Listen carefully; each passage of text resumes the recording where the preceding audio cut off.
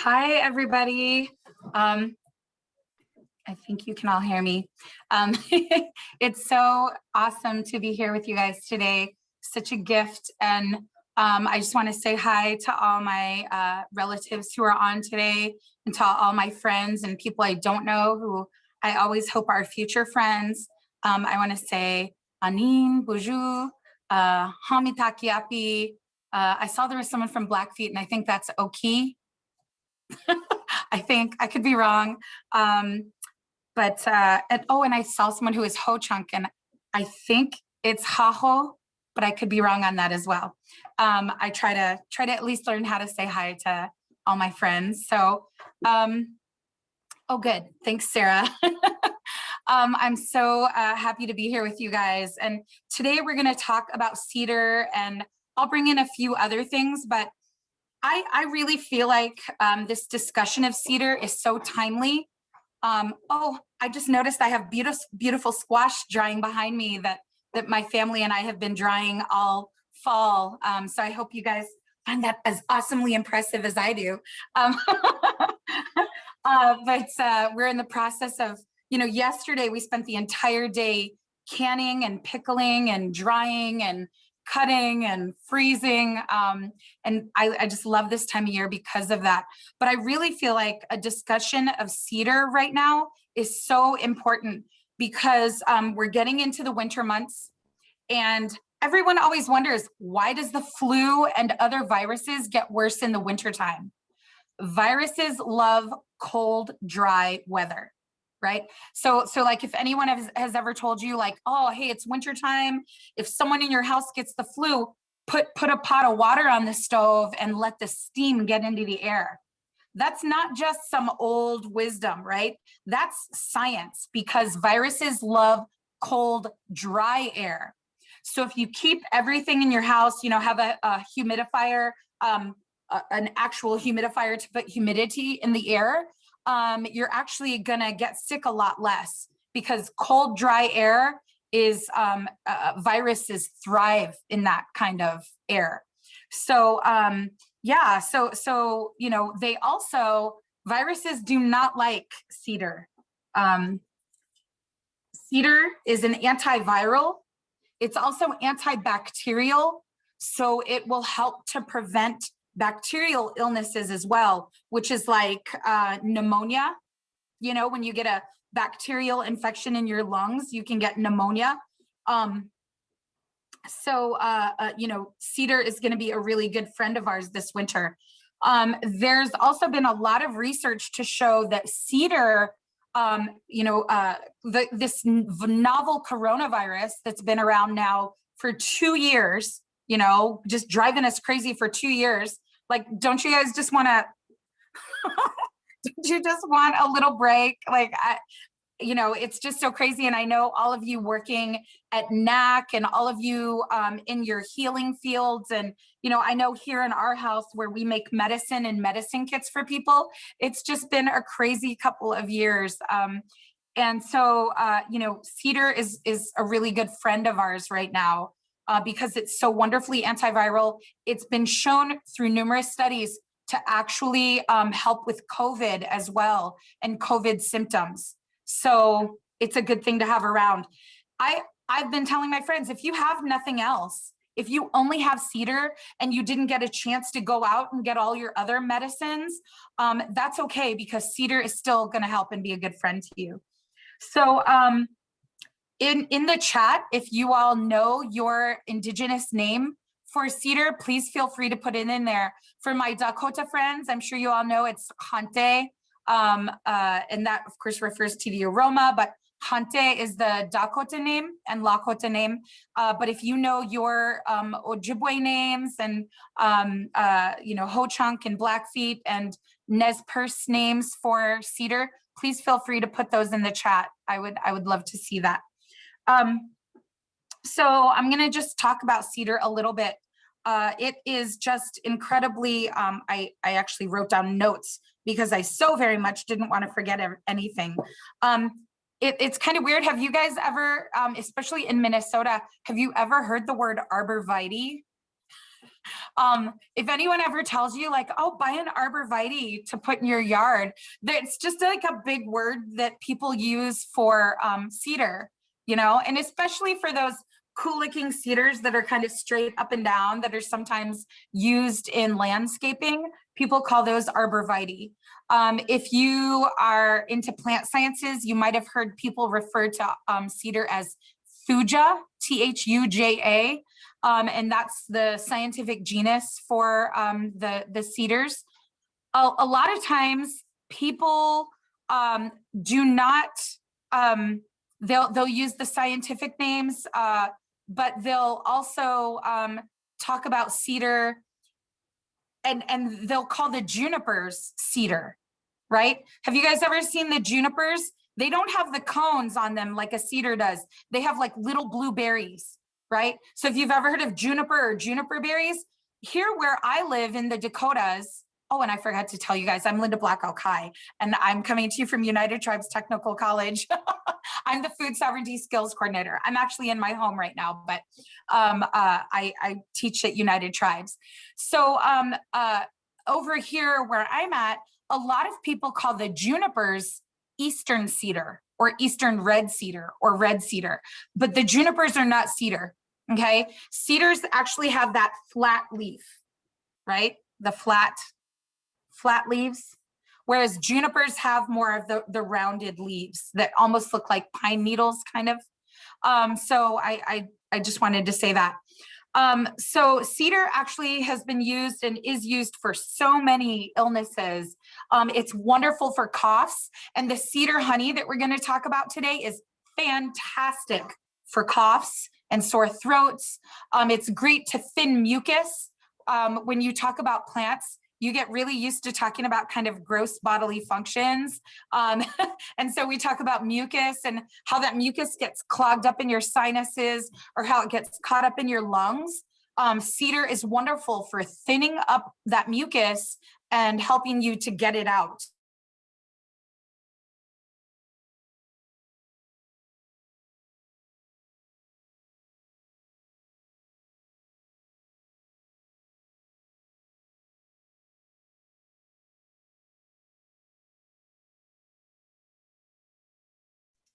Oh, I think Linda froze.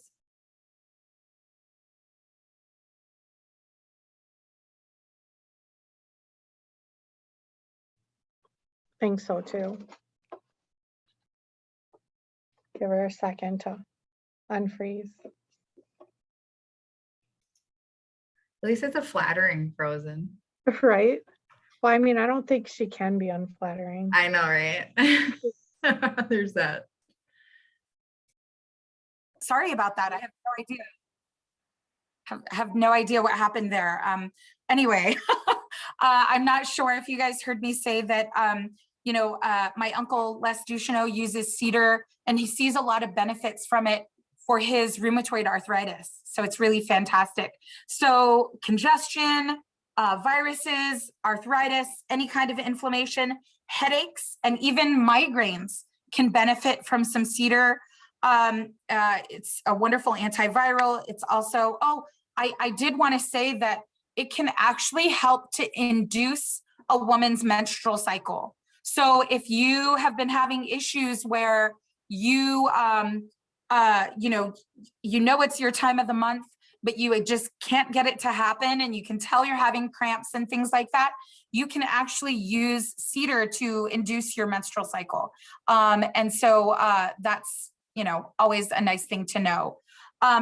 So Donna asked a fantastic question that I wanted to get to. I'm actually going to share my screen and just put up a nice picture of cedar just so you guys all know exactly what we're talking about, but you can still see me, I think, can't you? Can you see, everyone see the photo and me? Oh, good. Okay. So Donna just asked an awesome question. How often can you use cedar?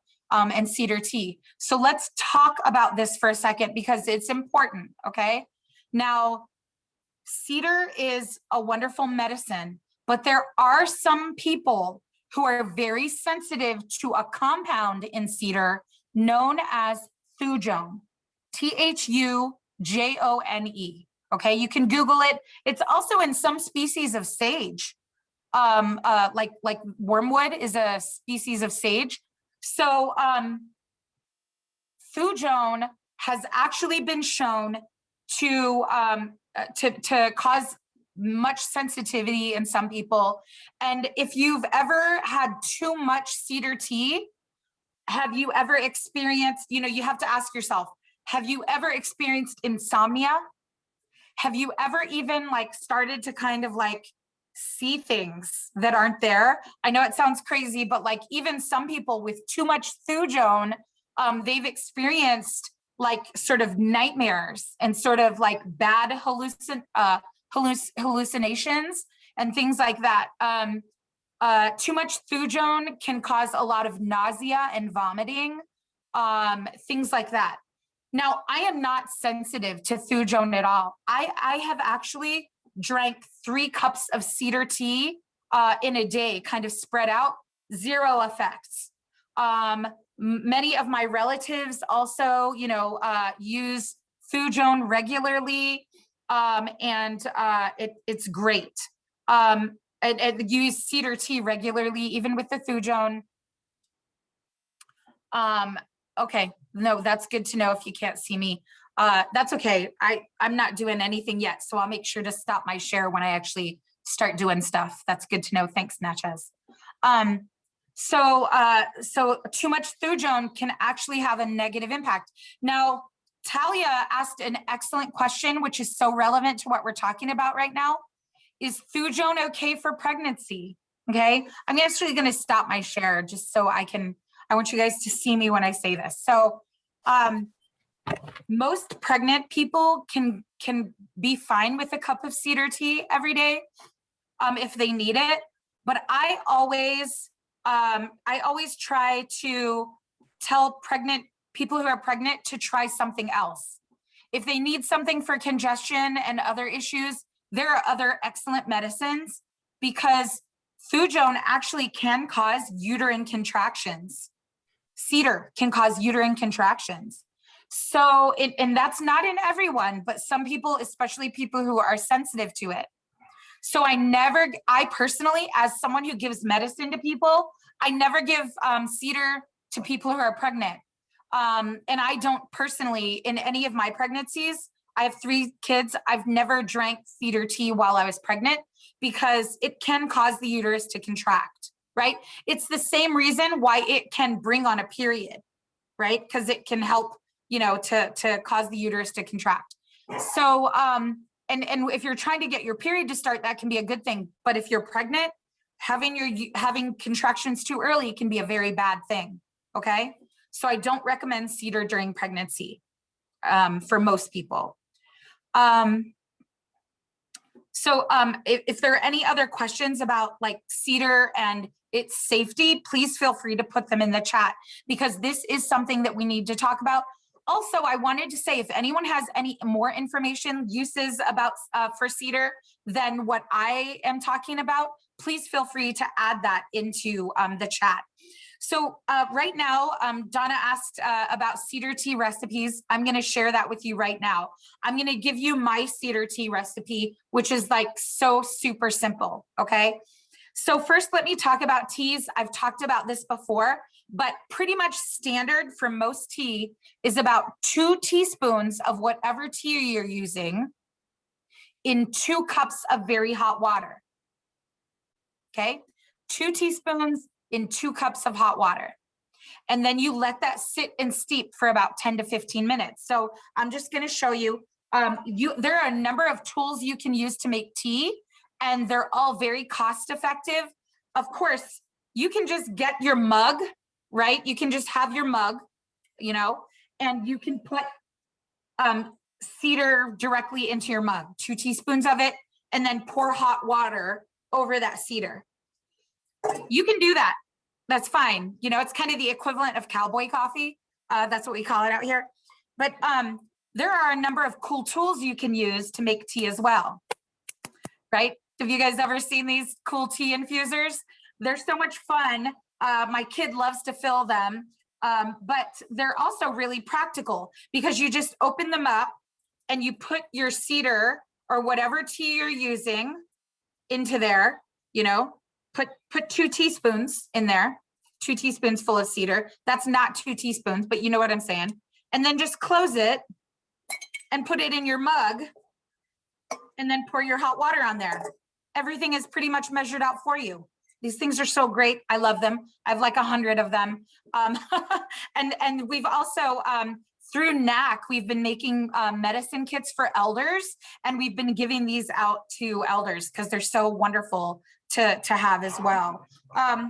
There's also ones like this that don't, it's the same thing, only they're not on a little clippy thing.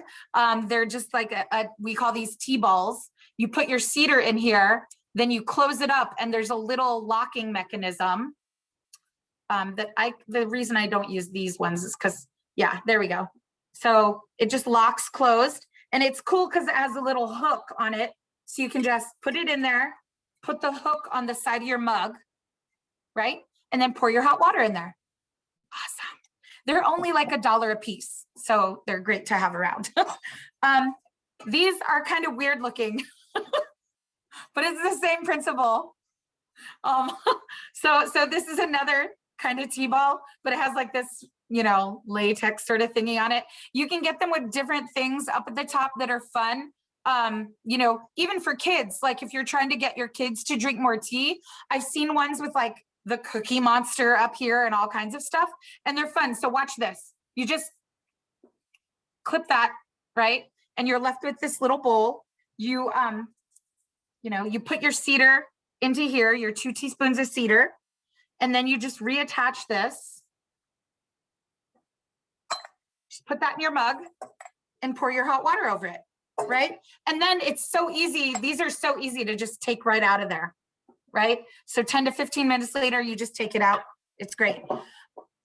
These are still my favorite. So this is what we call a cup infuser. You can see I already put some cedar in there. You just put this right into your mug like this. You pour the hot water on top, and you can leave this in there as long as you want and just take it and dump it. These are great to have around. So there are a couple of questions that I'll answer and talk about. They're great. So the first question that Gio is asking is that Gio has heard that cedar is good for anxiety. Cedar has been used for anxiety and depression as well. And having like a cup of it a day for that is so great. I almost always mix cedar with other anti-anxiety herbs as well, just because to balance it out, just because some people don't really see tons of effects from it. I personally, like when I drink cedar tea, it is so uplifting, and I can just tell, and like, I'm like, oh man, like I just have a much better outlook on life, you know, when I drink cedar tea. So I actually drink it very often. But if you, you can test it for yourself. And if you feel like you don't have a lot of like an uplifted feeling from cedar, you can try other things. So I almost always put it in as a part of other teas. Because of that thujone level, but also because, you know, I always like to come at when it's depression and anxiety, especially in indigenous communities, it can be so severe. I like to come at it from a bunch of different angles. How long does the cedar tea need to steep before you drink it? About 10 to 15 minutes, okay, on average. Now, why don't I boil my cedar? Why don't I just put my cedar and some water into a pot and boil it? Because the more you boil it and the longer you boil it, the more thujone you get out of there. So I feel like a little bit of thujone is of course good medicine, but there's a lot of other compounds that you can get out of the cedar that you get out of there when you just steep it as a tea. So I personally, especially for younger people and for elders, I feel like it's best to just steep it instead of boiling it. The other thing is sometimes cedar tea can react with metals like aluminum. So if you cook with aluminum or if you cook with a nonstick coating, I very much recommend that you steep your cedar tea instead of boiling it in those materials, okay? Because aluminum and cedar can react with each other. Okay. Okay, so I currently have a cold with mucus and sinus issues. Yes. Okay, so let's talk about, so I talked about cedar tea, and I will talk about interactions in just a second, Jennifer. But let me talk about Breezy's question about can you use cedar in the shower with for steam? Absolutely. So another way, I'm not talking about the tea anymore. I'm talking about a cedar steam, okay? A very easy way to use cedar without taking it internally, without drinking it, just in case, like let's say you're pregnant and you don't want to take cedar internally, you can still use cedar as an awesome medicine. All you do is you get your pot or your saucepan, preferably enamel or glass or stainless steel, and you put your cedar into the pot. Then you put it on the stove and you let it, put water in there, put it on the stove and let it boil. Put your face over there. You can even put a towel over your head and breathe in that steam, right? Deeply. For me, that helps to clear up congestion. It's even great for like sinus congestion, lung congestion, runny nose, all of that. Safe for kids. And it's also really good. I find it even helps to open up my lungs. I have asthma, so I find it helps to open my lungs up. So great question there. Cedar steam is awesome. If you want to use it in the shower, the other thing you can do is like fill your tub full of really warm water, and then put the cedar in there, and then wait till it gets to the desired temperature, and then you can get in there and just lay in there, and breathe that in. So interestingly enough, just a little factoid, if you guys are into like, Jeopardy questions and things, Red Cloud, Chief Red Cloud, the Oglala Lakota Chief Red Cloud actually used cedar and juniper to cure his cholera when he was afflicted with cholera back in the day. And because he found that cedar and juniper were effective against cholera, he gave it to all the Oglalas, and he is credited with basically saving that band of Lakota from cholera. So it's very effective for those issues. He even drank it as a tea, and that helped with the terrible diarrhea that comes with cholera. So it's even effective for that. But if you use too much cedar, it can actually give you bad digestive problems like diarrhea and things. So it's all about balance, right? About balance. I've found like that's the reason why a lot of prescription medication is so bad, because it comes in this cute, tiny little pill, and people are always like, well, if one helps, then, 5 must be better. It's not true. Not even with a traditional medicine like cedar. 1 cup a day should do it. 2 cups a day for some people who are more tolerant of it, don't have the problems with it. Okay.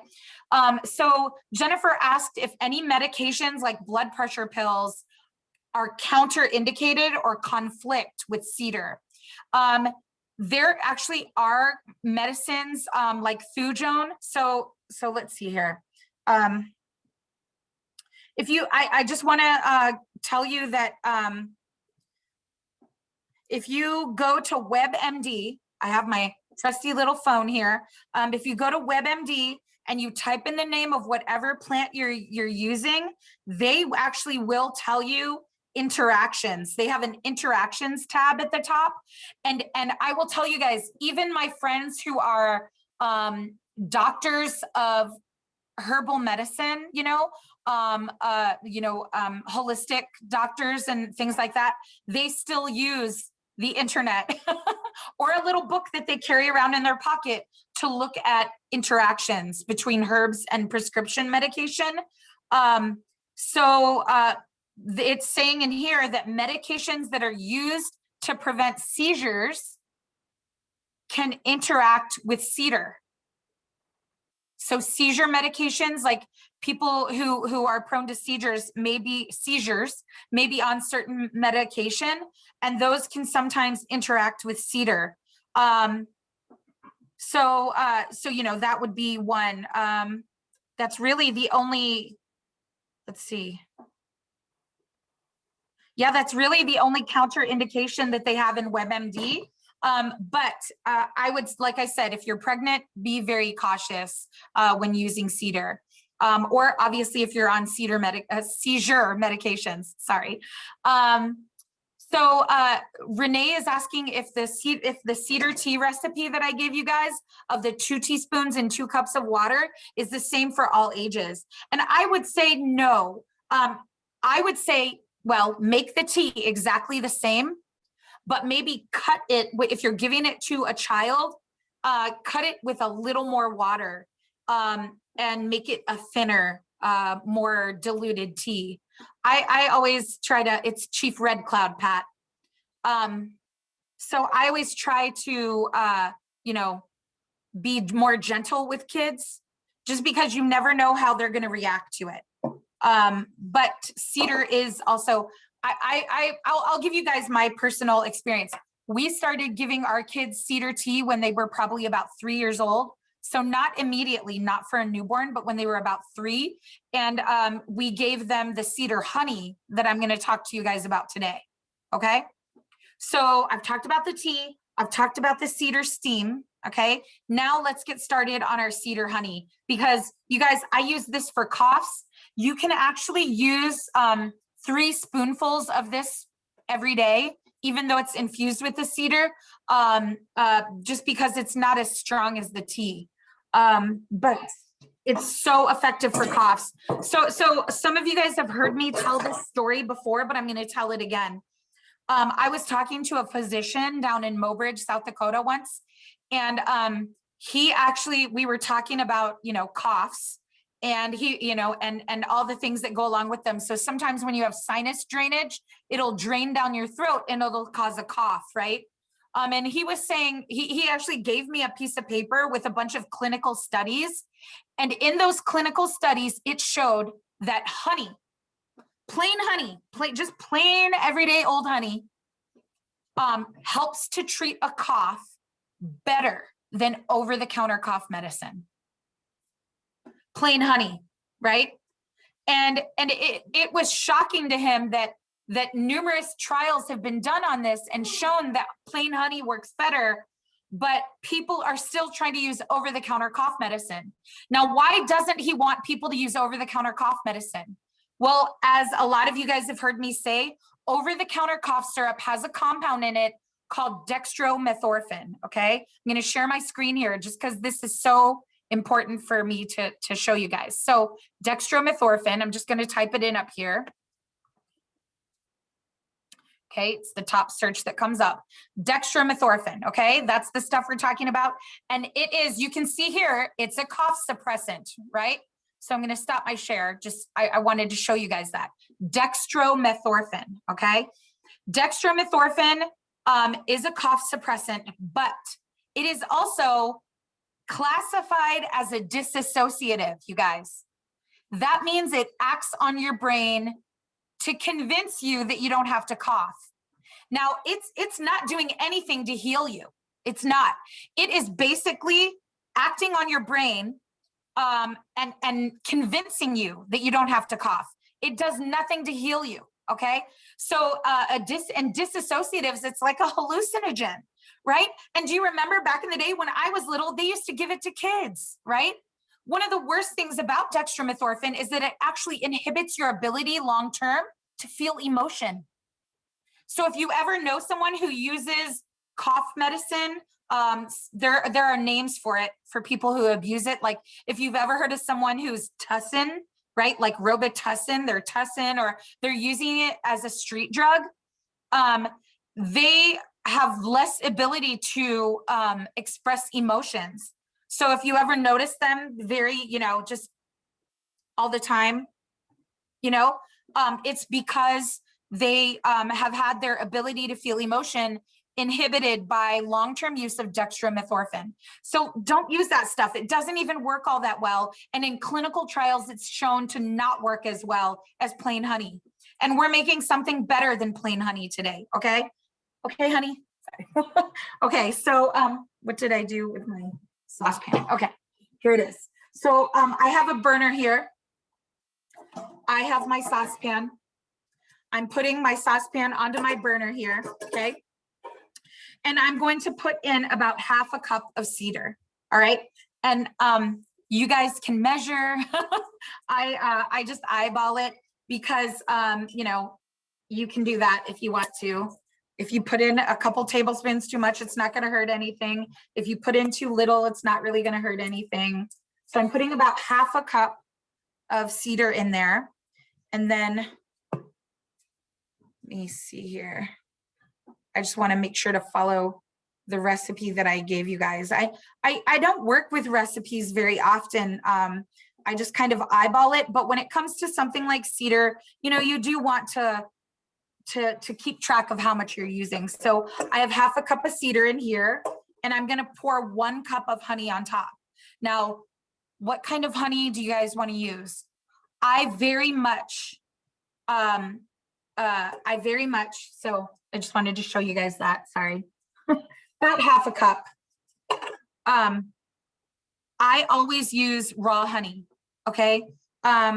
So I always use organic raw honey. Why do I use raw honey? Even if I'm buying kind of the cheaper stuff, I always use raw honey. I make sure it says that. Pasteurized honey or honey that's been cooked down, it's just not the same. All of those good ingredients in there, a lot of them have been killed off through the pasteurization process. So I very much prefer raw honey. I don't ever give honey to a child under the age of 1, just because there is a risk of botulism. But I've never found a problem with that. And plus we are heating this, even though we're heating this on low, okay? So I'm gonna pour about a cup of honey in here. If you guys have someone, I have an awesome friend who has her own honey company, and she makes cinnamon infused honey, right? I'm like, oh, it's so good. I even put this into coffee. It's like really awesome. But you guys can make your own cinnamon infused honey. You just get your raw honey and you put cinnamon powder in it, and you have cinnamon infused honey. Don't overcomplicate it. Traditional medicine is not, you know, you don't have to complicate it too much, okay? Use, you know, go with your instincts, go with what your elders have taught you, and, you know, you can't go wrong. Especially when it comes to traditional medicine. So I'm actually going to use my cinnamon honey today just because I like it so much. And I'm going to pour a cup of this on top of my cedar leaves. And you guys can see I'm measuring very carefully. I'm really not, but you can measure very, very carefully. Okay. And then what I'm going to do, I don't put any water in this. Okay. Notice I'm not putting any water in here. It's just half a cup of cedar leaves and a cup of honey. Okay. And then I'm just going to put this on very low heat on my hot plate, very low. I just barely want to melt the honey. Okay. And you know, I'm not trying to cook the honey. I'm not trying to boil it. I'm not trying to get it up to a really high heat. I'm just going to have the honey and the cedar in here, very low temperature for probably a full hour. Okay. Just to infuse that, you know, to melt the honey and infuse the cedar into the honey. If you want to go longer and you like have a crock pot that has the warm setting, not the low setting, y'all, okay? Not the low setting, that's too high. If you have a crock pot that has the warm setting, you can use that as well, okay? Oh, thanks, Elizabeth. Elizabeth is putting a local honey vendor's information up. That's so fantastic. And I love the Four Sisters Farmers Market anyway. So that's excellent info. Thank you. Yeah, the Dakota name for honey is sweet. It is sweet as well. Isn't that funny? Okay, so I have my honey and my cedar going on here. We don't have a full hour together, but I'm gonna let this go because I need some of this for myself and my family. So I'm gonna let this go on here and let it continue, but I'll kind of show you guys how to finish it. But first I wanna say that I have cedar honey. My honey was infused with cinnamon. That's amazing medicine all by itself. But if you have some rose hips, right? The berries off the rose bush, and you wanted to add some of those in, I have my jar of de-seeded rose hips already here, all dried. you know, awesome stuff. So full of vitamin C, so good for you, you know, has kind of a cranberry apple flavor to it. You can put a tablespoon of rose hips into your cedar honey as well and infuse that. That'll increase the vitamin C and make it even more awesome and medicinal. If you have some chaga mushroom powdered up, add that into your cedar honey. Chaga mushroom is amazing. And especially if you know someone who is fighting lung issues like asthma, if you know someone who's fighting even cancer, put a couple tablespoons of chaga powder into your cedar honey. Wonderful. And when herbs are powdered like that, you don't have to strain them out, right? Powdered herbs, I love working with them because then you take the medicine into your body, and that's so good. I don't use powdered cedar. I don't know anyone who does, because that would almost be too strong. But when it comes to rose hips or chaga mushroom, look at my beautiful jar of chaga. I powder it and then I put it into there, and you can take that into your body. It's wonderful. Okay. So I have that going on low. Now, what I'll do in about an hour, and you guys will be long gone by then, but what I'm going to do in about an hour is just take my cedar honey and I'm going to pour it through a towel or a t-shirt or some cheesecloth. Oh my God, that smells amazing already. A towel or cedar or you know, a tea towel, anything, an old t-shirt that you have. And I'm gonna squeeze that cedar honey out of there into this jar, okay? I'm just gonna strain it and pour my cedar honey into this jar, okay? If you want a really strong cedar honey and you have never been sensitive to cedar, and you know for a fact that you're not sensitive to thujone, that compound in cedar that can sometimes, you know, make people nauseous or make people even hallucinate. If you're not sensitive to that, you could actually leave the cedar and the honey in the pot or the crock pot all night. And you could do this tomorrow. Reheat it and then pour it out and strain it tomorrow. You can leave it in there longer, but I'm telling you, an hour is enough. It is. It gets a lot of that good medicine out of there. Even right now, I can smell the cedar infusing into the honey. It's a beautiful smell. And with that cinnamon in there, oh my gosh, you know, like it actually makes a very tasty tea. For you guys, you know, a lot of you all live in the cities and you have access to Sean Sherman's restaurant. He does a lot of cedar braising, and he does cedar tea a lot, you know? And so, you know, you can definitely, you know, cook with cedar and things like that. I'm a little more careful with it, you know, but you can definitely do that if you know that you're not sensitive. You can, you know, make a big batch of cedar tea. Oh, I wanted to say, if you make a huge batch of cedar tea, like let's say you boil it down and you like make a gallon of it, really all the medicine in the cedar goes off in about 3 days. So you can only keep tea for about 3 days before the medicine goes off. And you're really not left with much of anything except water, which is fine. But I just don't want you to think that, you know, you have tea that's 2 weeks old. I actually had an elder say, do you remember that tea that we made a year ago? I still have some of that in my fridge. Is it still good? It's not. You know, you got to make a new batch.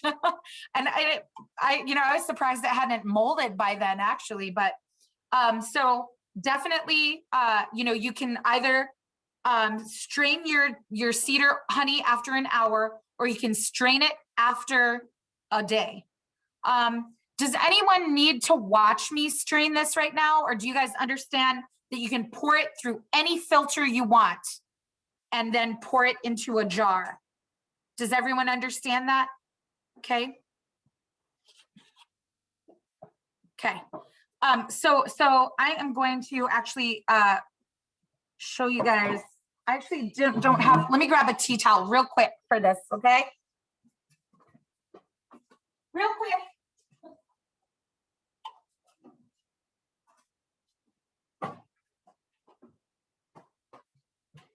Okay. Sorry, I wasn't planning on doing that because I am going to reheat it for like an hour, but I want to show you guys. So I have a bowl here, okay? And I just have a towel, right? Do you guys use these? we buy like probably 100 of these a year because we use so many of them, right? And we give them away too. So I'm just going to take my tea towel and I'm putting it in my bowl. Do you see that? Okay. Then I'm just going to pour my cedar honey into here. Okay. I want to finish it for you guys so that you can see. Okay. I know sometimes we just get so intimidated, don't we, by traditional medicine and stuff, and we think, oh, that just must be so much harder than what it is. But let me just go over this one more time. All I put in my saucepan is cedar and honey. That's all I have in there, right? And then I put that on low. And now all I'm doing is pouring it into a bowl with a tea towel. And I want you guys to see this. See that? It's draining into here. And that is cedar honey. That's all that, even already it smells like cedar and cinnamon and honey. It's beautiful. And I'll pour this into my jars, okay? It's that quick and that easy to make cedar honey. You guys, I just want to say something. I don't like bringing, especially traditional medicine, I don't like talking about it in terms of capitalism, but I know some of you guys are budding entrepreneurs, or maybe you want to make medicine for your people and things like that. And I have to tell you that if you go into any of those herb stores in Minneapolis or wherever you live, you can actually find cedar honey in there. But it's like for this is an 8-ounce jar. It's like $30 or more, especially if they use really amazing honey. It's like $30. So like the awesome stuff that you guys are making today, or that you're going to be making with the materials that NACC sent you, you know, it like, what a gift, right? I mean, I hate to put things in terms, value things in terms of money, but I just want you guys to know that in case that is like a fair equivalent, you know, for you to know. It's expensive. So definitely, you know, do a good job on it, and, you know, have this medicine available for your family. So Pamela is asking how long the cedar honey lasts. Can you freeze cedar leaves? Great questions. Okay. So cedar honey, this cedar honey will last so much longer than like the tea. So you can keep the cedar honey in this jar for probably 2 or 3 years. And especially if you keep it in the fridge, oh my gosh, it'll last even longer. Honey is an excellent preservative. There was honey found in the Egyptian pyramids. And of course it was like thousands of years old, and it was still good. It was still edible. So it's an excellent preservative. Okay. I want to make sure to get to some of these questions. We talked about the cedar tea. We talked about cedar steam. We talked about the cedar honey. Look at, sorry, I'm just very, I love it. And let's see. Oh, freezing cedar leaves. Just dry your cedar, because all the oils that are relevant to the medicine are still there when it's dry. So you can freeze it, but it probably is not much of a benefit to freezing it. Gio's asking, should you keep it on heat if you do it overnight? Okay, no. So if you're gonna keep it on low overnight, you can, or warm overnight in the crock pot, you can keep it on warm overnight in the crock pot. But I found that every stove setting on top of like your stove, like a burner, is always too high. So just put the heat on it on low for 1 hour and then turn it off and let it sit overnight. Okay, Gio, I hope that answers the question. If it didn't, let me know. Oh, great question. Oh my gosh. Okay. We only have like 3 minutes left, but please don't go. We got started a little late. So that's all. I know some of you guys have stuff to do, but let me say this. So is cedar collected from within the cities safe to use for medicine? All right, let's talk about this for a second. I don't collect medicine from roadside ditches, okay? Cars, as they're driving down the road, like they spew out all kinds of poison. And plants are actually very good at taking some of those not good compounds up into their system and storing them in plant tissues, okay? So don't use plants that grow on the side of the road, all right, no matter what they are, especially if you're gonna take them internally. If I was just gonna do a cedar salve, like for the outside of my skin, I probably still wouldn't use it if it was growing right on the side of the road. If it's cedar that's growing in front of your apartment building, or in front of your house, and there's not a road right there, you know, it's just kind of growing in some landscaping, you might want to ask yourself if your landlord or whoever sprays there regularly. If they spray, I probably wouldn't use it, okay? However, like the cedar trees that grow on the United Tribes campus, we never spray on the United Tribes campus. And they're growing right in front of the cafeteria. So they're probably about 15 yards from the road. And they're just in this sort of like park area out in front of the United Tribes cafeteria. I use those all the time. I collect from those all the time. They look different now after 3 years of me using their leaves. It's like I do my little landscaping on them and stuff. So yes, you can use stuff that grows in the city, but try to make sure that it's not on the side of the road and that it's not exposed to too much spraying. Let me give you my quick thought on, I was talking to a friend of mine who actually also has an indigenous restaurant, and she was asking me about apples. She saw some apples, an apple tree growing in a park.